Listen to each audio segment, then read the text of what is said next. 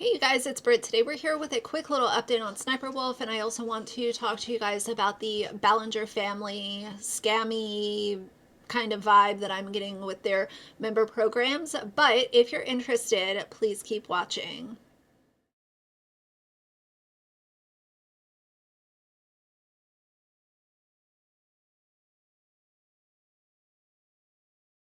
All right, you guys, so number one, I'm going to try to get this video done in not too long so I don't ramble and blabber for an insane amount of time.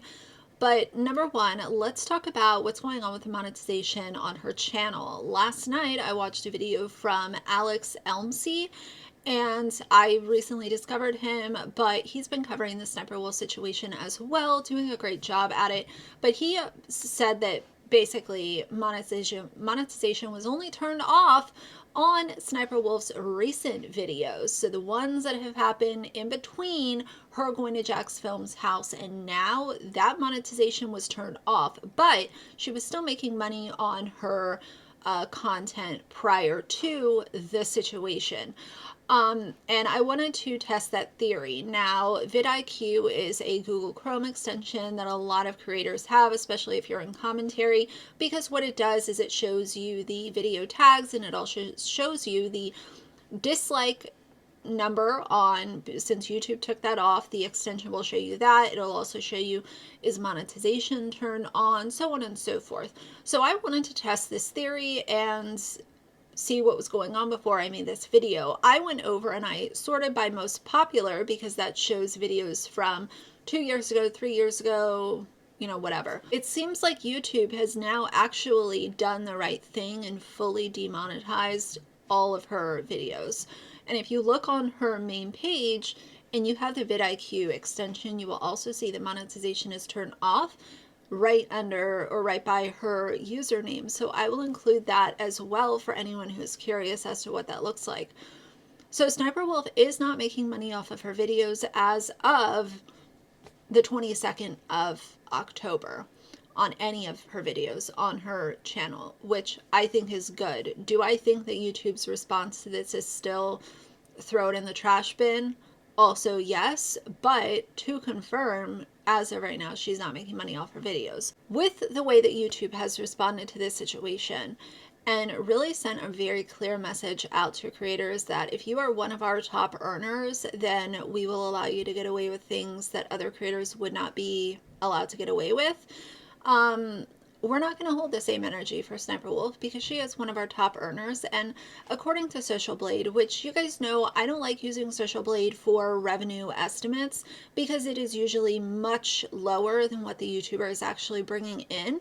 But if we're going to play pretend and use it as a baseline, Social Blade says that Sniperwolf makes about $7.5 million annually. Let's bump that up to $10 million because, like I said, it is much lower than what they're actually making.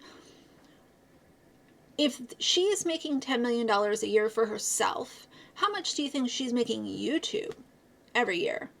Of course they're going to protect her. Do I think it makes it okay? Absolutely not.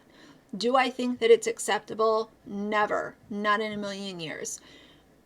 But I think that when you're talking about numbers like that, it really just goes to show how greedy and scummy some of these companies can be. Sniperwolf claims that she had a lapse in judgment in her apology thing that she put out, where she also didn't even address Jack's Films by his actual name, Jack's Films, his channel name. For me, a lapse in judgment is saying something that you usually wouldn't say, and it was distasteful, not the time or the place, and you said something really stupid. That's having a lapse in judgment. She literally went to somebody's home, their private residence, because they made commentary videos about her. And then she also poked fun at it with her sister days later. And she didn't address it until her monetization was taken away. So that's not somebody who had a lapse in judgment. I think that Sniperwolf is an actual terrible, terrible individual. And the fact that she is propped up so heavily by YouTube just makes me ill. It just sort of feels like YouTube said, okay, we're going to both release statements at the same time. we're going to take away your monetization temporarily, which we still don't know if temporarily is a week, a month, 2 months, an hour. I don't know how much longer this is going to last. And we'll wait till the internet dies down and, gets bored of talking about this, and then you can have your monetization back. We'll both be making money again, and we can frolic through the forest together and, have martinis at the end of the day. It is absolutely insane to me.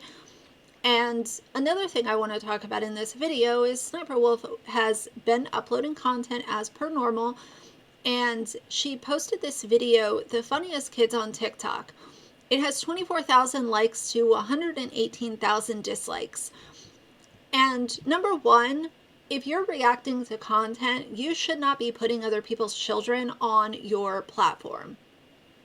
There should be a solid effort made to cover these kids' faces if you are doing reaction content. There is enough stuff out there to react to that doesn't involve kids, but damn it, if you're gonna respond or react to videos that have kids in it, in my opinion, you should be covering those kids' faces. But Sssniperwolf took it a step further and did the most disgusting thing. She posts this TikTok, and I'm not going to share it because obviously it stands against everything that I say on my channel. But it's this little girl running around in a diaper with no top on, and she posted it on her YouTube channel that has over 34 million followers. This video right now has almost 1 million views. And Sssniperwolf put this little girl with no top on and a diaper on her channel. No edits, no blurs, no nothing. The woman does not care about anyone but herself and the money that she is going to be making. Period. I really feel for Jax Films and his wife Erin because, as I've said before, what are they supposed to do to save themselves from this situation? Move? Sell their house and literally move? Because Sssniperwolf decided to be reckless with her platform and take something that should have absolutely stayed on the internet. She took it real life and then gloated about it and didn't say sorry until her sweet dollar bill was taken from her. So I'm really not sure if I'm going to continue to follow this because I don't know what else is going to happen with it. But I wanted to kind of encapsulate my final thoughts as of right now and just,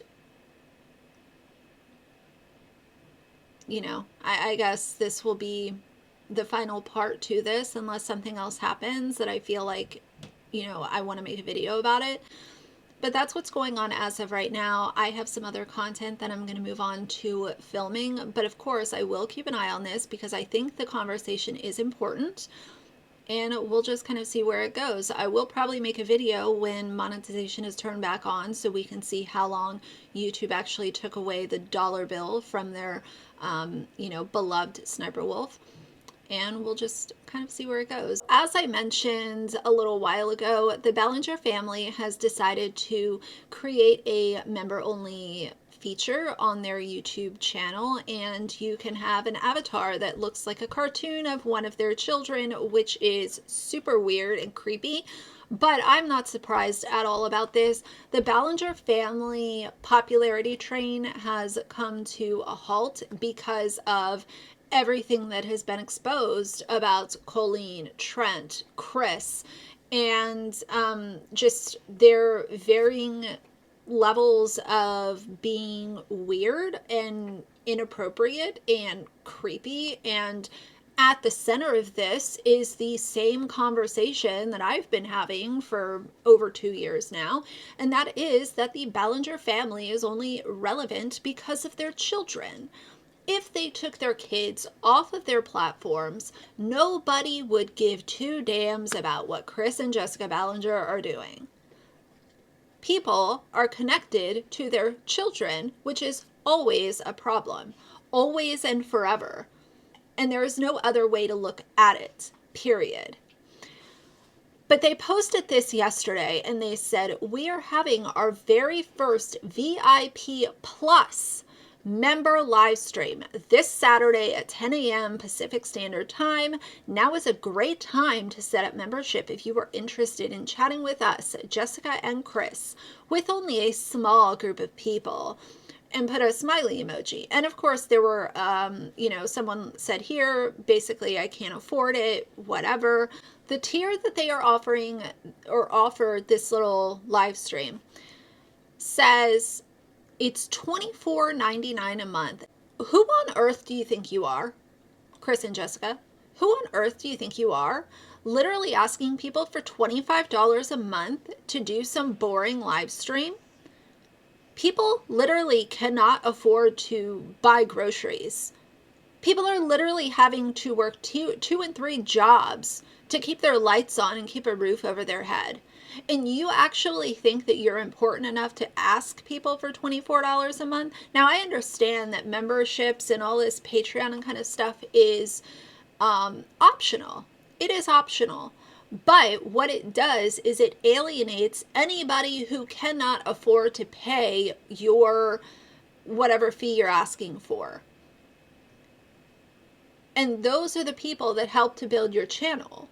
Those are the people who watched every video and commented and liked and subscribed and did all the cheesy things that YouTubers ask them to do in the beginning and end of all their videos.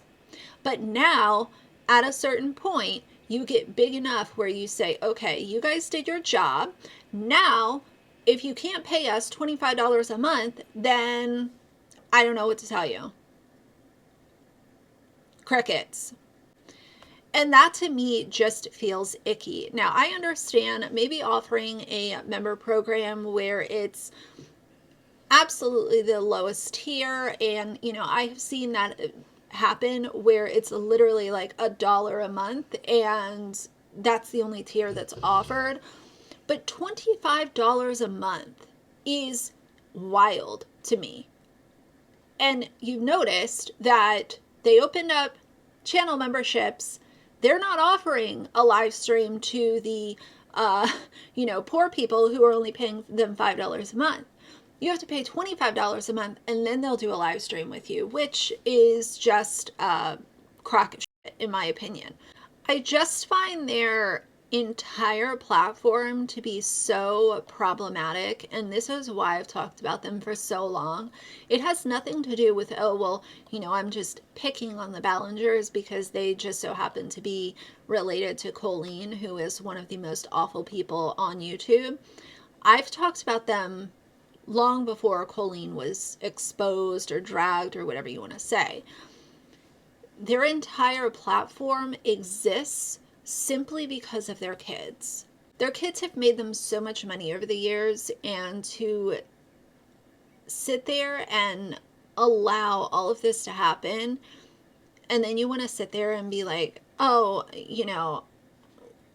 you have to join. You have to join to do a live stream, and you have to join if you want to be part of our, quote, cool club, which all that it is an echo chamber.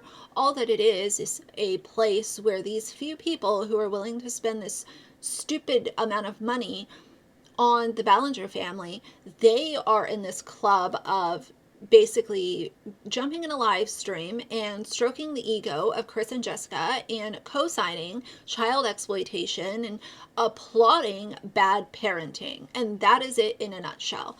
So I just find this to be beyond problematic, and that's why I talk about it. But I wanted to provide this little update because when I saw that on their community tab, I said, oh, this is just an absolute sham.